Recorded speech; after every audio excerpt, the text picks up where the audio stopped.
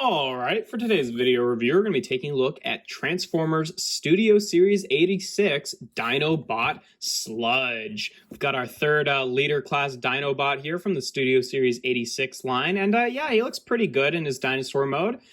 What is it that Sludge is supposed to be? Is it an Apatosaurus? Is that right? Some kind of sauropod. He's certainly not like a Brachiosaurus, because they'd be much taller and have longer necks, but no, yeah, he's a pretty good Apatosaurus. He's definitely nice and big and chunky like the other two that we've gotten so far. I will say the one kind of glaring problem with this alt mode is that if you look underneath, he does just sort of have his robot toes hanging out under there, and somewhat perplexingly, those toes are sitting next to another kind of issue, not as big of an issue, but there is a huge gaping hole right there where the toes could have gone. That would have been chill.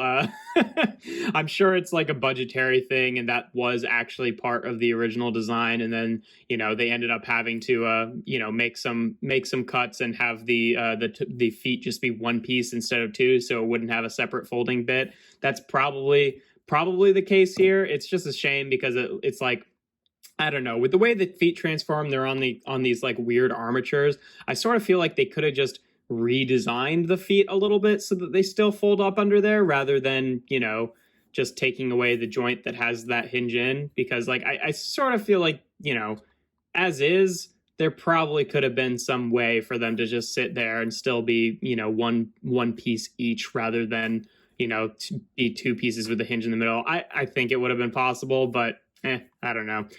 Also, he comes with this gun here, and the way that the gun stores is it's got these two little tabs right here on the gun itself, and then there's these two little slots on the feet, so you just plug it in like that, so it's got even more stuff hanging out down there, which doesn't look great. And also, if they had the huge gaping hole, maybe they could have done something with the gun to have that fit in there instead. I don't know. It's just two different things that, notionally could have fit in that gap there, but for whatever reason didn't. Neither of which are the end of the world. It's just, so close to working out a lot better, but whatever. The weapon storage is okay. I think it's a little bit better than Grimlock, kind of on par with how Slag did it, but personally, I'm like, well, I'm kind of leaving the guns off of the other two because of how they don't really store that well, so probably going to leave the gun off with him as well. That's just a personal thing, but either way, he's got a pretty nice looking dinosaur mode here. What's kind of annoying is because of the toes sticking out on the bottom there, just to keep them off of the ground, you have to kind of like keep his legs hinged up in such a way where he's kind of raising his butt up in the air, which is not like the worst look in the world, but it would help to, make him look a little bit, more level, just to have the feet down like that, and which you can do, and it sits just fine. It's just that now the toes are actually sitting on the ground, which is So again, just another thing that would be solved by having the toes there being able to fold into the body. But even as is, I don't think that looks terrible. It's just a little bit closer, a little bit like further away from ideal than I'd like it, but either way, he looks pretty nice in his dinosaur mode. In terms of articulation, at the neck here, he does have a hinge, but I can't say that it really looks especially good in any pose other than, just going straight forward, just because they've sculpted it to kind of curve up like this, but obviously it can't organically joint like, like the Dinobots did in the show, so they've added this joint here, but like, that doesn't look great, so I don't know. I don't envy the having to make the choice of how to have the neck articulate. I probably would have preferred more joints myself, but I get it. They wanted to look more cartoon accurate. He also has a swivel up here, which works very well, and then a hinge right here. His mouth can open and close, and he does have a little, just like Grimlock and Slag, he does have a little peg in there that you can peg in blast effects to have him do his fire breathing, and that looks pretty good, I think. In terms of the legs here, the front legs are on swivels right here. They've got a I guess thigh swivel, bicep swivel. I don't know. He's got a swivel right there, and then the little feet can kind of hinge up and down.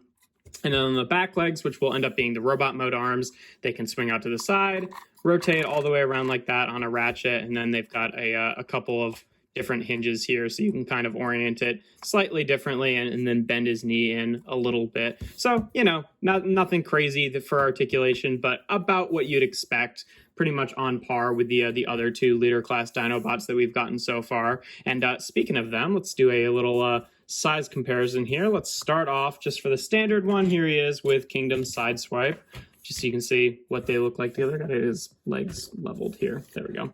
That's a bit better.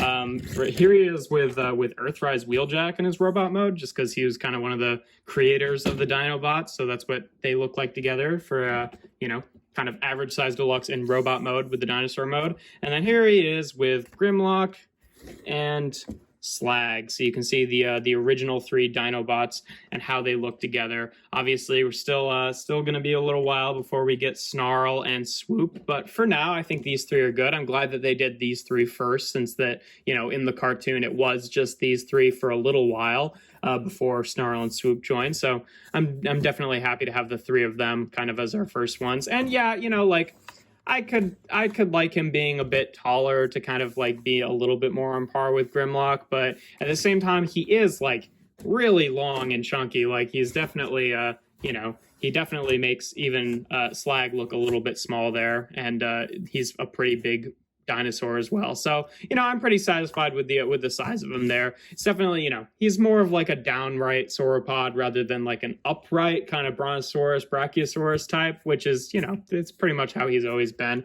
And then just for fun here, one last little size comparison. Here he is with Power of the Primes Slash, because I still like to have her with the other Dinobots, now getting much more dwarfed than she used to with the other Power of the Primes Dinobots. But yeah, that's pretty much all there is to his dinosaur mode. I'd say it's pretty good overall. Just the one big bummer, the one thing that I would really like to change is having those toes fold in, and then he would be absolutely fantastic. But yeah, to get onto transformation here, first thing you want to do is take this gold panel on the top here, and it kind of pegs in the side here, so you kind of have to like squeeze these panels in a little bit just to unpeg those, and then we can fold that up, and then take these, fold them in just like that. You want to split the tail,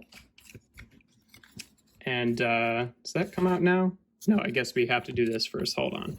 All right, then we want to split the main section of the body here, just like that, and that will double hinge down, so you can use those double hinges to kind of fold it out and then just bring it down a little bit, just like that. Then we want to untab the what will be the robot mode chest from the legs here and bring that up, and then we can rotate this around just like that, leave it up like that for now. Then you want to take these panels that well, okay, let's separate the legs. I'm trying to remember the order, which one of these you do first. Yeah, you do take these panels, and then on this kind of lighter gray panel, you want to unhook that and bring it down like that, which then gives you the clearance to bring the tail around in this armature. And then you want to flip the whole leg around, and it will have has one of those like kind of slider joints inside the leg to kind of widen the leg a little bit. So you want to compress that, bring it up, everything kind of locks onto itself, and lock the knee in place. And then you can bring, once you've brought the tail up, you can bring this section back around. No, tail stays down here. It's a lot of joints over here with the legs, so it's a little bit confusing sometimes. But yeah, tail goes down, bring this back around to kind of cover up the joint again, and then this will come down and lock back into the leg. Then take the tail, fold it up onto the side of the leg just like that, so it kind of matches this little cutout for it, which is nice. And then the foot will unfold here. So this is what I'm saying, is like, you see how it has the kind of this like weird joint setup? I sort of feel like they could have done this in such a way that the foot could have essentially sat, you know, like that, but just compressed a little bit more. And then, you know, this is not a square, but it's close enough to a square that if they just sculpted that a little bit differently, then I think that would have worked better, but I don't know. I'm not a designer, so whatever. But yeah, you want to bring the foot up like that, and then do the same thing on both sides here. We'll do it more cohesively this side.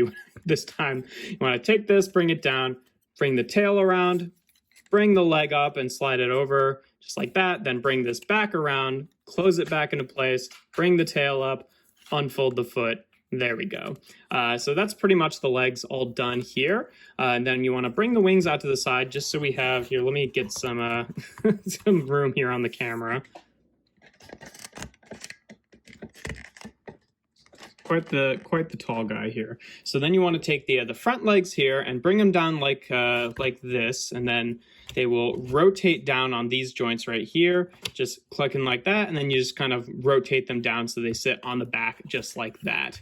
Then we can take the dinosaur head and flip that around. It'll kind of lock into place up here, and then just bring the neck down and kind of bring the head down like that so it sits onto his back just like that. Then you want to bring these joints around, and these kind of armature bits will plug into these little tabs on the inside of the front legs here. And what's kind of weird is that these are like a slightly softer plastic, and it does make these a little bit looser than I'd like them, but luckily, since it kind of sits like this and the only hinge goes in this direction, they don't really flop around as much as they might have, but yeah, still kind of a weird choice. Then you want to take the robot mode head here and flip it up, and then we can just rotate the arms down so we can take this whole red panel and then rotate it up like that and lock the body into place. Then you just want to bring down the arms, rotate them around at the bicep. And then last but not least, we just want to flip out the hands here. Now, these are a little bit annoying to flip out. This one hand I can usually get okay, but the problem is because his fingers are sloped in like that, it's kind of hard to actually get a good grip on it. And there's not like enough of a tab here to actually like pull it out. So it's like, it's a little bit tricky and really kind of annoying. And you have to rotate the hands around like this so that they actually fit in there, similar to how Slag's hands worked there. I said last but not least, I was like looking, I was like, is that really what his feet look like? That's so boring. And then I realized his legs are backwards. You want to rotate him around at the waist too. But yeah, no, it's really annoying to get these hands out. Let me see if I can, what I tend to do is I don't click them in all the way. This one, thankfully, is much looser. So you can like fold it in and out kind of no problem, and then just rotate it around and that kind of like locks it out. But this one, the actual hinge joint is a lot tighter. It's like, it's not a super tight joint, but it has more like obvious stopping points that are kind of hard to get past. So, you know, if you can't get it, then you can kind of plug in the hand to the gun here and use that to leverage it out. But I don't generally like, you know, using extra tools to do that. So that's really annoying. Hopefully that loosens up over time, or, you know, if it doesn't, maybe I can just do a little bit of surgery on the arms here and maybe like wear down that joint a little bit just to make it a little bit easier, because it clicks in place when it's open. So it's not like that joint needs to be super tight. So annoying, but whatever. But yeah, there you have Sludge in his robot mode. And yeah, I think he looks pretty good. He does have, I think, some stability issues in terms of like leaning back a little bit. The joints in his knees are just a little bit looser than I think they ought to be. I have seen some fixes online that I might do that involve like taking out the ratchet and then kind of widening it and heating it up. So you're like, you know, warping it back into the kind of orientation it's supposed to be, where it's a little bit stronger. But as is, I find generally, like, if you're having him stand up straight, like, he leans back a little bit, but you can alleviate that just by widening his stance, which I would normally do anyway. And he definitely has a tiny bit of lean to the back, but it's not too bad. So I don't know. I think at least on mine, it works relatively well enough, but I have seen some kind of varying accounts there. But yeah, no, looks pretty good in terms of articulation. The head is on a ball joint here. It also is on this panel, which kind of bobs up and down, and kind of like Slag, doesn't really lock fully in place, which is a little annoying, but at least this one's a little bit tighter. But yeah, the head's on a ball joint, but you really only get swivel from it. And in fact, you know, it might just be a swivel. I'm not sure. But either way, effectively, it's only a swivel. The shoulders here are on ratchet joints, so they can rotate around like that and then rotate out to the side. He's got that bicep swivel for transformation, a double jointed elbow, which gets a pretty deep bend there. Looks a little bit weird at the elbow, but that's not the end of the world. He's got a wrist swivel. He has a waist cut. His hips can go forward and back and out to the side. He's got a thigh swivel. Again, about 90 degrees of bend at the D, maybe, yeah, perfectly about 90, and then the feet can tilt out just a little bit, just enough to kind of give him a sort of wide stance and keep his feet on the ground, because he does have pretty big stompers here. They kind of, you know, they did a little bit to make Grimlock and Slag's like feet a little bit like slimmer to match their designs from the show a little bit more, but he definitely has the huge chunky thighs there, not thighs, calves there, which is fine. You know, I think it still looks pretty good. But yeah, obviously you can have him hold his weapon here, and it just fits right in his hand. Nice little, you know, chunky pistol there. In terms of storage, I don't know if there's anywhere to really store it. Not that I found anyway. I don't think that you can tab it onto the side here. Yeah, I don't know. I mean, the other ones had storage designed in, so it's possible there must be, but admittedly, I kind of didn't look for it once I realized that I was kind of not going to keep the gun with him anyway, because it doesn't really store in alt mode particularly well. So there might be some, but yeah, I don't know. None that I can obviously see. But yeah, in terms of size comparisons, obviously here he is again, just for the standard one with Kingdom Sideswipe, and we'll bring on Earthrise Wheeljack here, just so you can see what he looks like with some modern size deluxes. Obviously very tall there. The Dinobots make for quite chunky leader classes.